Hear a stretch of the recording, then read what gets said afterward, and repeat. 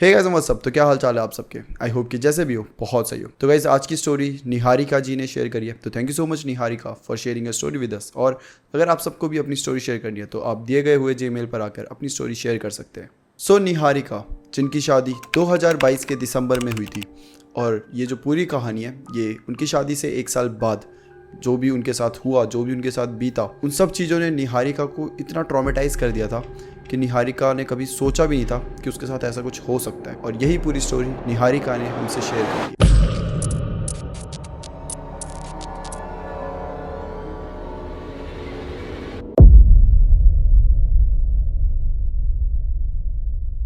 2022 के दिसंबर में निहारिका जी की शादी होती है। ये बात है फरवरी 2023 की, जब निहारिका प्रेग्नेंट हो जाती है। निहारिका और उसकी फैमिली दिल्ली के विनोद नगर में रहा करती थी। अभी सब कुछ ठीक चल ही रहा था कि निहारिका के जो हस्बैंड होते हैं उनका ट्रांसफ़र हो जाता है, दिल्ली में ही होता है लेकिन दूसरी जगह। तो अब ये सब फिर से अपना रूम, जो पूरा फ्लैट हंटिंग ये सब होता है, वो चालू कर देते हैं। बाय द वे, निहारिका की फैमिली में निहारिका, निहारिका के हस्बैंड, निहारिका के सास एंड निहारिका के ससुर जी, मतलब कि mother in law and father in law, ये सब रहा करते थे। ये 4 थे टोटल।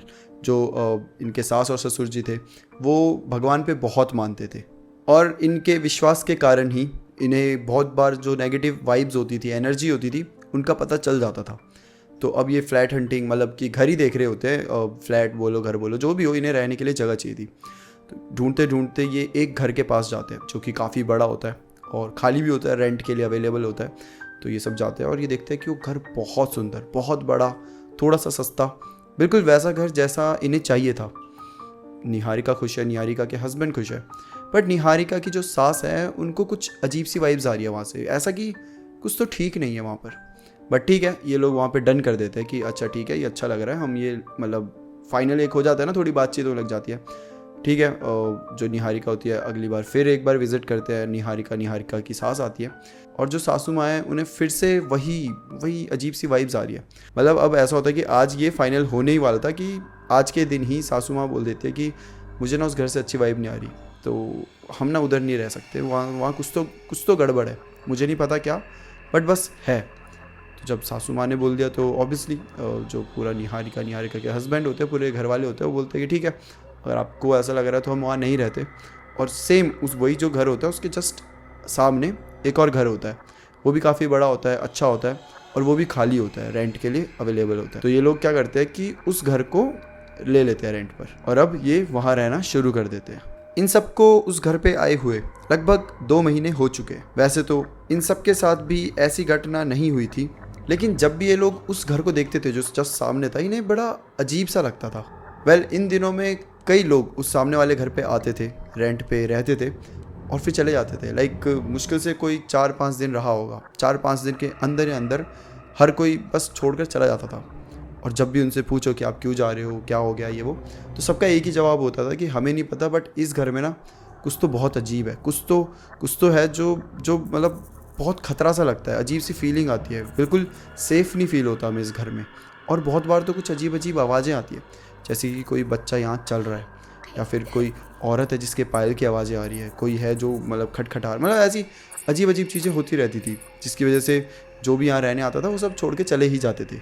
निहारिका को इन सब चीज़ों में बिल्कुल विश्वास नहीं था, पर आगे कुछ ऐसा हुआ जिसकी वजह से निहारिका को इन सब चीज़ों पे हमेशा के लिए विश्वास हो गया था। तो ये बात है उन गर्मियों की जब रात में लाइट चली जाया करती थी, और एक रात ऐसे ही लाइट चले जाती है। निहारिका परेशान हो जाती है।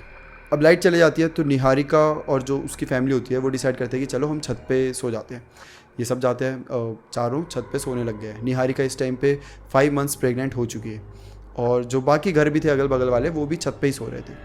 रात के करीबन 2-3 बजे होंगे, सब एकदम गहरी नींद में, कि निहारिका को कुछ ऐसा महसूस होता है कि उसके कोई आसपास ऐसे चल रहा है, कुछ चलने की आवाज़ें आ रही है, जैसे कि छत में कोई दौड़ रहा हो।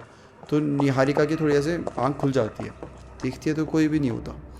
निहारिका को लगता है ठीक है, शायद वहम होगा या ऐसे हवा चल रही है तो उस वजह से, कि तभी निहारिका के जो हस्बैंड होते हैं वो भी एकदम उठ जाते हैं और पूछते हैं कि तुम्हें कुछ महसूस हुआ क्या। निहारिका बोलती है कि क्या, तो बोलते हैं कि मुझे ऐसा लगा जैसे कुछ तो काली सी परछाई हमारे आगे पीछे दौड़ रही है। निहारिका बोलती है ऐसा तो मुझे भी लग रहा था। जिस पे एकदम से जो निहारिका की सासू माँ होती है वो उठ के बोलती है कि बेटा एक काम करो, तुम नीचे चले जाओ, नीचे सो जाओ। निहारिका पूछती है कि क्यों, जिस पे सासू माँ बोलती है कि तुम्हारा यहाँ छत पे सोना सही नहीं है, तो तुम नीचे ही सो जाओ, ज़्यादा मत पूछो।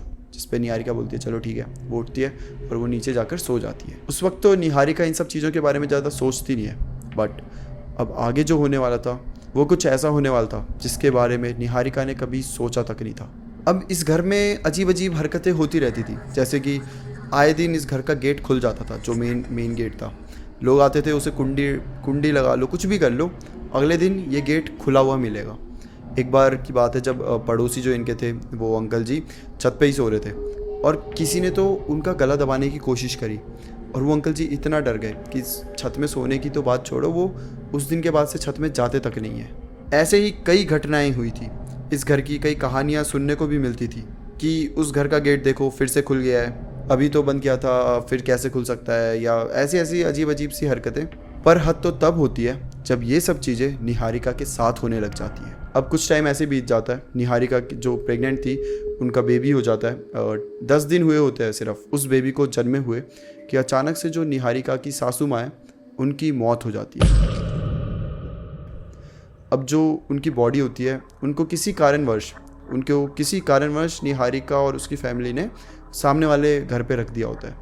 काफ़ी रात होती है और अगले दिन ही पूरा जो रिचुअल्स ये सब करने थे वो अगले दिन करने थे और ये पूरे रात का समय है और जो बॉडी है वो सामने वाले घर में पड़ी हुई है। तो जो ससुर जी है निहारिका के, वो भी उस बॉडी के साथ ही वहीं बैठे हुए हैं। अब रात का टाइम है, वो अकेले बैठे हुए हैं बॉडी के साथ, राइट।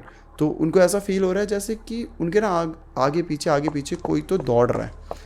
अब जो ससुर जी है वो ना काफ़ी स्ट्रॉन्ग है और उनको इन सब चीज़ों की थोड़ी आदत सी है, गांव के है, पहले भी उन्होंने ये सब चीज़ें फेस करी है, तो इतनी जल्दी डरते नहीं है। तो वो मतलब काम थे इस टाइम में, लेकिन हाँ उन्हें ऐसा फील हो रहा था कि कोई तो है यहाँ पर, कोई तो स्पिरिट है जो कि आगे पीछे दौड़ रही है। जो ससुर जी होते हैं वो ज़्यादा ध्यान नहीं देते इस चीज़ पर और उनकी आँख लग जाती है। जब उनकी आँख लगती है तो उन्हें एक सपना आता है। उन्हें सपना आता है कि इस घर में कोई तो औरत की बहुत अजीब सा फिगर, अजीब सा दिख रहा है, वैसा सा फिगर, बाल एकदम घने लंबे, एकदम गुस्से में वो औरत, और उसने जो सासू माँ है निहारिका की उनको पकड़ा हुआ है, उनको ऐसे बालों से पकड़ा हुआ है। जो सासू माँ है वो बचने की कोशिश कर रही है, वो भागने की कोशिश कर रही है, बट वो जाने नहीं दे रही, वो बस उसे पकड़ के रखा है। बहुत शक्तिशाली है ये जो औरत है। सासू माँ की जो स्पिरिट है उनकी इतनी ज़्यादा शक्ति नहीं है, मतलब वो बस छुड़ाने की कोशिश कर रही है, लेकिन वो बस उसने ऐसे बालों से पकड़ा हुआ है और उसे ऐसे खींचते हुए जा रही है, खींचते हुए उस घर के अंदर लेकर जा रही है। उनकी एकदम से आँख खुल जाती है। वो उन्हें पता है कि ये सपना है, बट उन्हें एक और चीज़ पता चल जाती है कि हो ना हो जो भी फील हो रही है और जो भी ये सब आवाज़ें हमें आती रहती है, जो इधर के र्यूमर्स है वो सच है। यहाँ पे किसी औरत की आत्मा है जो कैद है और जो उनकी वाइफ है, जो निहारिका की सासू माँ है, उनकी बॉडी भी यहीं रखी हुई है। तो कहीं ना कहीं शायद उस औरत ने जो सासू माँ है उनकी स्पिरिट को पकड़ा हुआ है। अब जो ससुर जी है वो अब मंत्र थोड़े पढ़ना चालू कर देते हैं, क्योंकि अब थोड़ा ही टाइम बचा होता है बॉडी को ले जाने का और कुछ रिचुअल्स होते हैं वो पूरे करने होते हैं। पुजारी भी अगले दिन आएंगे, तो ससुर जी ने सोचा था मैं सब कुछ बता दूंगा और ज़्यादा टेंशन की बात नहीं है, ठीक हो जाएगा। ऐसे ही होता है। अगले दिन पुजारी जी आते हैं, जो ससुर जी खुद ये सब पूजा वूजा करते हैं थोड़ी सी, जो भी आप सबको पता है किसी की मौत के बाद पूरे रिचुअल्स जो होते हैं वो करने पड़ते हैं। तो ये वो सब चीज़ें करके अब बॉडी को ले जाने का टाइम आ गया है। तो जो निहारिका है वो फिर एक बार लास्ट टाइम अपनी सासू माँ को देखने के लिए उस घर में आ जाती है। बट इस टाइम पर निहारिका से एक गलती हो जाती है। निहारिका अपने साथ वो छोटी सी जो बेबी होती है उनकी वो भी ले आती है और वो सासू माँ को लास्ट टाइम देख लेती है और फिर उसके बाद सासू माँ की जो बॉडी होती है उन्हें ले जाया जाता है। जब निहारिका उस घर पे थी ना, तो उसे बड़ी बहुत अजीब सी फीलिंग आ रही थी, जैसे कि कोई तो उसकी बॉडी से पूरी एनर्जी ड्रेन हो रही है, इस टाइप की। बट निहारिका को लगता है कि शायद ये इसलिए हो रहा है क्योंकि वो फर्स्ट टाइम सासू माँ की बॉडी को देख रही है, किसी मरे हुए इंसान को देख रही है, तो मतलब अजीब सा तो हो ही जाता है ना अंदर से। तो निहारिका को लगता है ये सब इसलिए हो रहा है। वो अब अपने घर वापस आ गई अपने साथ अपनी बेटी को लेकर। जैसे वो एंटर करती है तो घर में अभी रिलेटिव्स भी आ चुके हैं, जो रिश्तेदार थे सब आए हुए हैं, तो ननद भी आई होती है। ननद जाती है और निहारिका से पूछती है कि तुम्हारे साथ और कौन आया अंदर। निहारिका बोलती है कोई भी नहीं, मैं अकेली थी, मेरी गोदी में ये मेरी बेटी थी बस। बोलती नहीं कोई तो था तुम्हारे साथ, आया था, मैंने देखा था। जो ननद है वो निहारिका से थोड़ी बड़ी है और वो मतलब इन सब चीज़ों में बिलीव करती है, भूत प्रेत में। अब निहारिका इन सब चीज़ों में ज़्यादा ध्यान नहीं देती है और पता नहीं क्यों इस दिन के बाद से हर दिन निहारिका के घर में ऐसी बदबू आती थी जैसे कुछ चल रहा है। कुछ बहुत गंदा सा जल रहा है, या फिर समझो कि कोई जानवर है जो कि सड़ चुका है, उस टाइप की स्मेल आती थी। ये लोग 1 दिन 2 दिन 4 दिन, मतलब ये क्या करते थे, धूप जो होता है वो लगा देते थे, हर जगह धूप लगा देंगे, जला देंगे, ताकि जो उसकी महक है वो ओवर पावर कर दे, वो ओवर शैडो कर दे जो वो बदबू सी आ रही है। और ऐसा हो भी जाता था, बट ये हर दिन होने लग गया और कहीं ना कहीं इनकी पूरी फैमिली को आदत हो चुकी थी इस स्मेल की। अब इसी के बीच निहारिका को रोज़ सपने आते थे, जैसे कि कोई औरत है जो कि निहारिका की बेटी पर कब्जा करना चाहती है, उसे मारना चाहती है। और जैसे ही शाम होती थी, निहारिका की बेटी बहुत जोर जोर से रोने लग जाती थी, मानो कि पता नहीं उसने क्या देख लिया। वो बस रोती थी और वो तब तक रोती थी जब तक वो पूरी तरीके से थक ना जाए। निहारिका की जो सास थी, उनका ये मानना था कि बच्चे जो होते हैं, जो छोटे बच्चे होते हैं, वो इन एनर्जी को अट्रैक्ट करते हैं अपनी साइड। तो निहारिका को ये उनकी बात याद थी, और ये बात निहारिका को याद थी तो उसे अब डर भी लगने लगा कि आखिर ऐसा क्या हो रहा है। ना बच्चे को कोई दर्द, ना बच्चे को कोई बीमारी, ना कोई परेशानी, तो हर रात को ऐसा क्यों रो रही है और इतना गंदा क्यों रो रही है। वेल, जो ससुर जी होते हैं वो बोलते हैं कि अब ये कभी भी रोए तो ज़ोर ज़ोर से फुल वॉल्यूम पे हनुमान चालीसा लगा देना। निहारिका ऐसा ही करती है, और सच मानो तो ये जो पूरा नुस्खा था ये काम कर रहा था। जब भी हनुमान चालीसा लगाती थी निहारिका, वो जो बच्ची थी वो रोना बंद कर देती थी। बट अभी भी निहारिका को जो सपने थे वो आना बंद नहीं हुए थे। वो कुछ भी कर ले, वो सपने आते ही थे।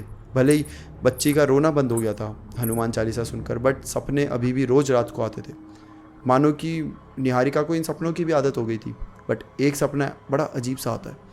ये सपना ऐसा था कि निहारिका सोई हुई है और उसकी बच्ची सोई हुई है, बट इन दोनों के बीच में एक और औरत है जो सोई हुई है, जिसके बड़े लंबे लंबे से बाल हैं, बड़ी अजीब सा फेस है, बहुत अजीब सी आंखें हैं जो कि बड़े गुस्से में इन्हें देख रही है।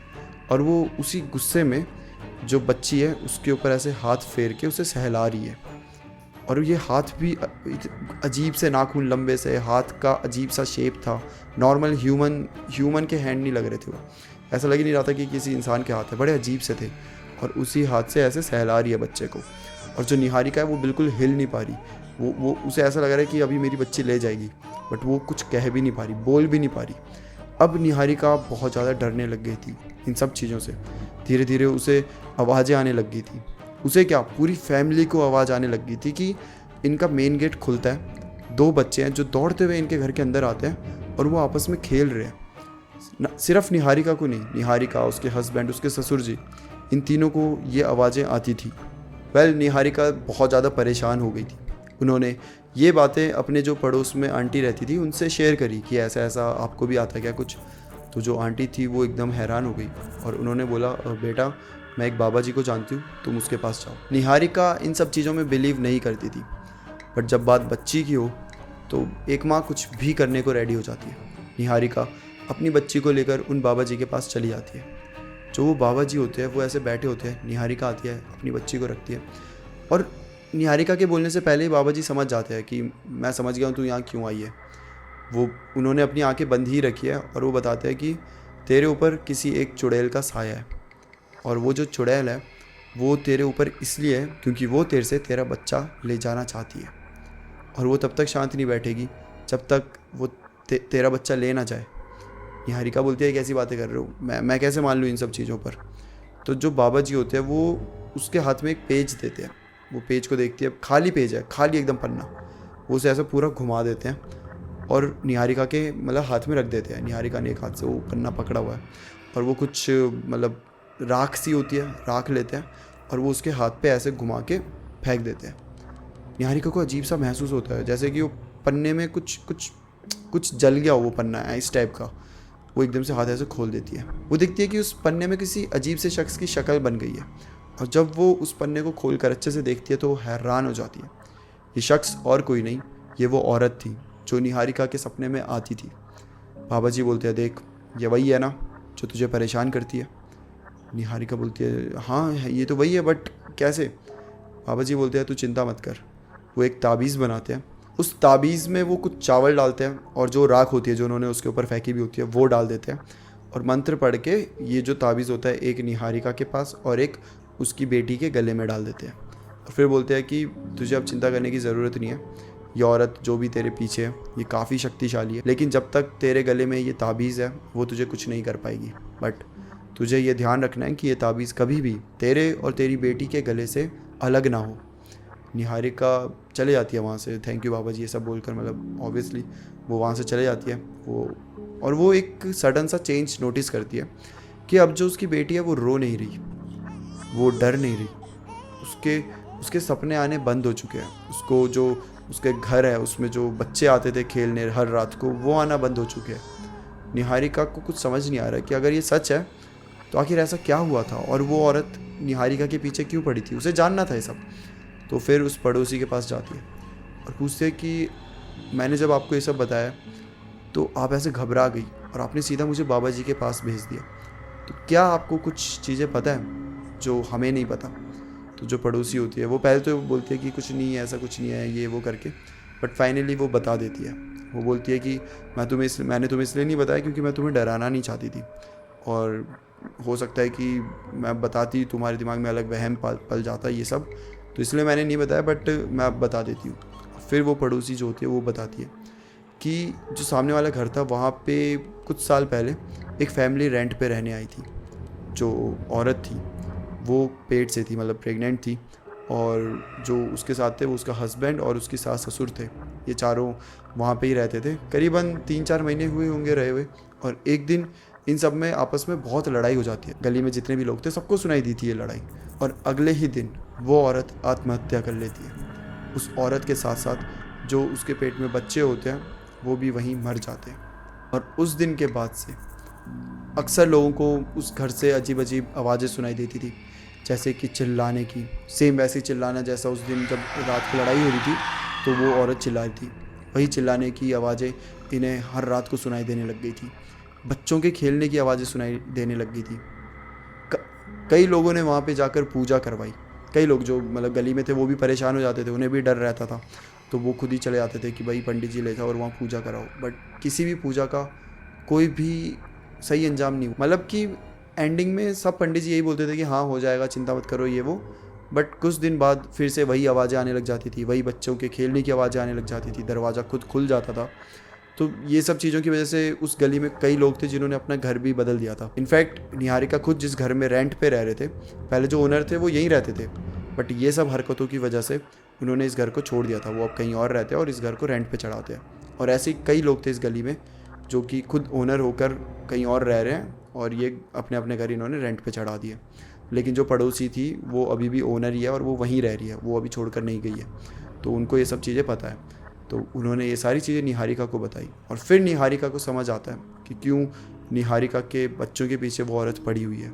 क्योंकि कहीं ना कहीं उस औरत की जो बच्चों की ख्वाहिश थी वो अधूरी रह गई थी, और शायद इसी वजह से वो अपनी ख्वाहिश पूरी करने के लिए निहारिका की बच्ची को अपने साथ ले जाना चाहती थी। बट ये अच्छी बात है कि निहारिका ने सही टाइम पर अपनी ये प्रॉब्लम बगल वाली आंटी जी से शेयर करी एंड वो बाबा जी के पास चली गई, और इसी वजह से निहारिका और उसकी बच्ची सेफ़ है। निहारिका ने भी अब घर चेंज कर लिया है, 1 साल हो गया था, फिर कहीं ट्रांसफ़र हो गई और अब ये लोग उस घर को छोड़कर आ गए। बट आज भी दिल्ली में जो वो घर है उससे आवाज़ें आती हैं, और आज भी उस घर में कोई भी रेंट में रहने आ जाए 4 या 5 दिनों से ज़्यादा उस घर पर नहीं टिकता। आज भी वहाँ के लोगों में वो खौफ है, वो आवाज़ों का खौफ, वो 2 बच्चों के चलने का खौफ, और वो औरत जिसके अजीब से बाल, अजीब सा फेस और अजीब से नाखून थे, उसका खौफ आज भी उस गली में सब में। तो ये थी गाइस आज की स्टोरी। आई होप कि आपको स्टोरी पसंद आई हो, और अगर आपको पसंद आई है और आपके पास भी कोई ऐसी ही स्टोरी है तो आप दिए गए हुए मेल पर आकर मुझसे अपनी स्टोरी शेयर कर सकते हैं। तो thank you so much guys, फिर मिलते हैं हम किसी और टॉपिक के साथ। तब तक के लिए bye bye and take care.